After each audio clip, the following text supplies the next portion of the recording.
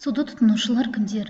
Суды тұтынушылар олар негізінен тұрғындар, яғни біз, өнеркәсіпте тұтынады, ауыл шаруашылығында және тамақ өнеркәсібінде. Енді осы суды тұтынушылардың салдарынан кез келген су объектісі олар ластануға ұшырайды. Көбінесе әлемдегі сулар антропогендік әрекеттердің нәтижесінен ластанып жатады. Бүгінгі сіздермен бірге тағы да қарастыратын тақырыбымыз біздің жер асты суларының ластануы. Жер асты суларының ластануын және ластану категорияларын, тазалау әдістерін айтпай тұрып, сіздермен бірге жалпы біз жер асты суларының, жалпы судың ластану түрлерімен танысайық.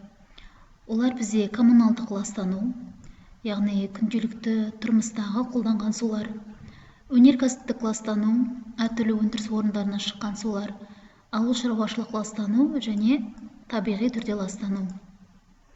Мысалға, осының ішінде табиғи түрде ластануға мысал келтіретін болсақ, сіздермен бірге біз эвтрофикация деген терминмен таныс болайық. Эвтрофикация нәтижесінде су бетін балдырлар, яғни фитопланктондар басып кетіп, олар күн сәулесін суға өткізбей қояды. Мысалға, мына картинада көріп тұрған сурет сол эвтрофикация терминіне дәлел бола алады. Келесі, судың ластану аймақтары бойынша олар беткі сулар, яғни мұхиттар, теңіздер, шығанақтар, бұғаздар, көлдер, өзендер немесе көлшіктер және жер асты сулары болып бөлінеді. Жер асты суларының ішінде біз грунт суларын жеке алып қарастырайық. Өйткені сіздер білесіздер, грунт сулары артезиан суына қарағанда жер бетінің топырақ қабатына жақын орналасқан және олар көп салыстырмалы түрде көп ластанатын су аймағы болып саналады. Енді осы ластанудың түрлерін тазарту әдістері бар. Суда тазарту әдістерінің біз негізгі 3 түрін бөліп қарастырамыз. Олар механикалық, химиялық және биологиялық. Механикалық тазарту ол көбінесе қатты заттармен ластанған жерлер тазарту, арнайы бір құралдардың көмегі арқылы тазарту. Механикалық тазарту әдісін кейде физикалық тазарту деп те айтады. Мысалға, сіздер әлемдегі ең лас өзен Цитарум өзенінің суреті көрсетілген мына жерде. Бұл өзен Индонезияның Ява аралында орналасқан өзен.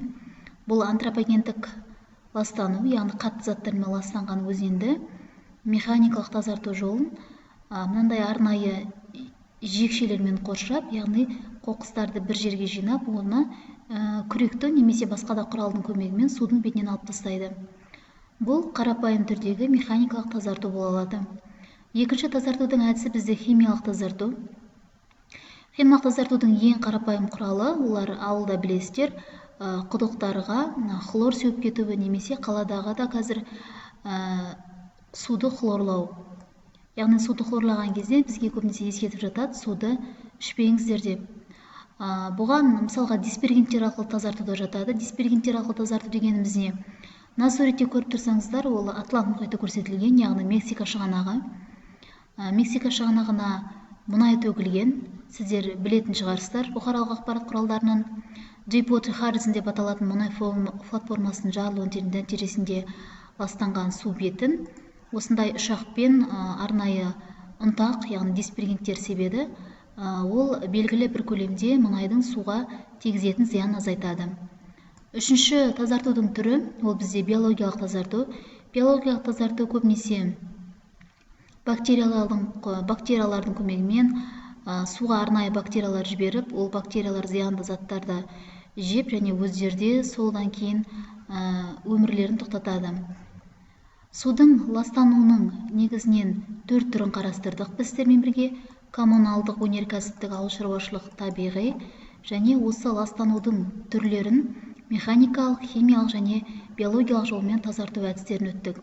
Енді осының ішінде жер асты суларының ластануына тоқталып кетсек, жаңағы айтқан коммуналдық, табиғи, ауыл шаруашылықтық, өнеркәсіптік барлық ластанудың нәтижесінен жер асты сулары зардап шегеді. Мысалға, мынау тұрған үйден коммуналды шаруашылық дейік, немесе мынау тұрған үйден әртүрлі үйдегі пайдаланған ахаба сулар, яғни лас сулар жер астына сіңеді, не стрелкамен көріп тұрсыздар сіздер. Немесе мынау ауыл шаруашылық нәтижесінен, мысалға мал жайылымдарынан, немесе топыраққа әртүрлі тыңайтқыштар тию нәтижесінен топырақ қабаты ластанады. Сіздер білесіздер аэрациялық зона дегенімізді. Осы аэрациялық зонасы арқылы олар топырақ қабатына өтіп, топырақ қабатына ең жақын орналасқан 3 метр мен 30 метр аралығында ол грунт суларына жетеді. Мына жерде көріп тұрсақ, біз құдықты көріп тұрмыз, яғни грунт суын адамзаттың игеріп алуы. Яғни ластанған грунт суын адамзат қайтадан скважина арқылы өзіне тартып алады. Бұл жерде экономикалық шығын туралы не айтуға болады? Экономикалық шығыны дегеніміз жерасты суларының ластанудағы. Мысалға қарап отырсақ, адам жерасты суларын алу үшін әуелі қаржы жұмсайды. Жерасты суларын өндіру үшін қаржы жұмсайды. Оны әртүрлі бағытқа жеткізу үшін қаржы жұмсайды. Керісінше, ластанған жерасты суы, яғни әсіресе грунт суы құрамында түрлі ластанған микробтар немесе микроағзалар болса, олар мысалға үйге әкелген кезде оның бірден ішуге жарамсыз болады. Сол сияқты оны әртүрлі тазарту құралы арқылы жердің астынан шыққан суды тағы да тазартуға адамзат тура келеді.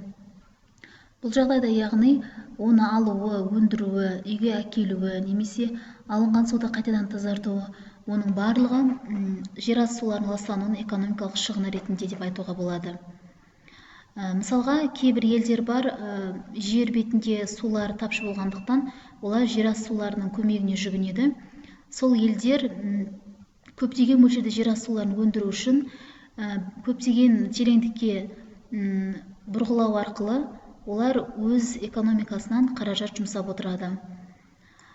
Ары қарай сіздермен бірге жерасты суларының ластануын схемасымен танысу үшін сіздердің қолдарыңызда мынандай кескінмен берілген сурет бар. Осы суретке қарап және бейне материалмен танысып, төмендегі тапсырманы орындай қойыңыздар.